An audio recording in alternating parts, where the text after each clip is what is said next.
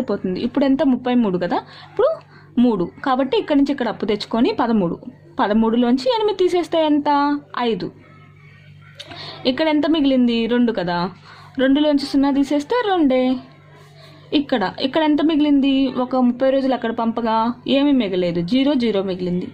0లోంచి 8 రోజుల్ని 8 నెలల్ని తీసేయలేము కదా, కాబట్టి ఇక్కడ నుంచి మళ్ళీ ఒక సంవత్సరాన్ని అప్పు తెచ్చుకోవాలి. సంవత్సరంలో ఎన్ని నెలలు ఉంటాయి, 12 నెలలు ఉంటాయి. కాబట్టి ఇలా తీసుకోవాలన్నమాట. ఇక్కడికి ఎంత వస్తుంది అప్పుడు 12 నెలలు, అది ఇక్కడ యాడ్ అవుతుంది, కలుస్తుంది అనమాట. ఇక్కడ ఎంత మైనస్ అయింది కాబట్టి ఇక్కడ ఎంత అవుతుంది 2019 అవుతుంది. ఇప్పుడు ఎంత 12 ఇంకేం లేదు కాబట్టి 12 నెలలే ఉంటాయి ఇక్కడ. 12లోంచి 8 తీసేస్తే ఎంత అవుతుంది 4. తర్వాత ఇక్కడ ఎంత మిగిలింది 2019. ఇప్పుడు 9లోంచి 3 తీసేస్తే ఎంత అవుతుంది 6.